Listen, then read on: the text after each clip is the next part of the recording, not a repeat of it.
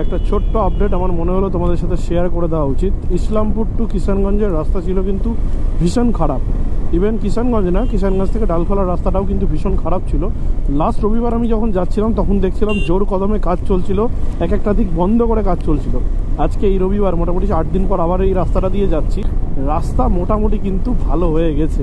মানে আমি ইসলামপুর থেকে মোটামুটি 15 কিলোমিটার মতো চলে এসেছি, একটা জায়গাতেও কিন্তু খারাপ রাস্তা পাইনি। এবং দেখো এখনো পর্যন্ত কিন্তু কাজ চলছেই। তো মোটামুটি এই যে রাস্তা একদম নতুন রাস্তা হয়ে গেছে।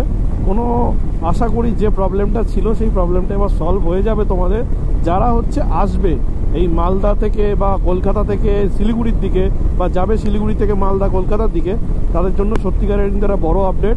তোমাদের যারা টেনশন ছিল মালদা থেকে ডালখোলা, মানে তোমাদের যদি কলকাতা থেকে আসো তোমাদের ডালখোলা অবধি কিন্তু রাস্তা ভালো পাও, তারপরে ডালখোলা থেকে আপ টু এই চোপতা অবধি মানে ইসলামপুর অবধি কিন্তু ভালো রকম খারাপ রাস্তা রয়েছিল, সেগুলো একদম ক্লিন হয়ে গেছে। এই পারেরটাতে একদমই হয়ে গেছে, মানে মালদার দিকে যাবার বা কলকাতার দিকে যাওয়ার রাস্তাটা ওই পারেরটাতে চলছে কাজ। যেমন ওই পারটাতে মনে হয় এখন কাজ চলছে, তাই আমাদেরকে যেতে হবে কিন্তু এই পার দিয়ে। মানে ওইটুকুটা কাজ এখনো বাকি রয়েছে, সে কাজটা চলছে। রাস্তাটাকে নিয়ে আমরা রাইডাররা, বিশেষ করে বাইকাররা, প্লাস যারা 4 হুইলার নিয়ে এই রাস্তাটা দিয়ে যাবে আসবে, তাদের জন্য কিন্তু এটা খুব ভালো একটা খবর।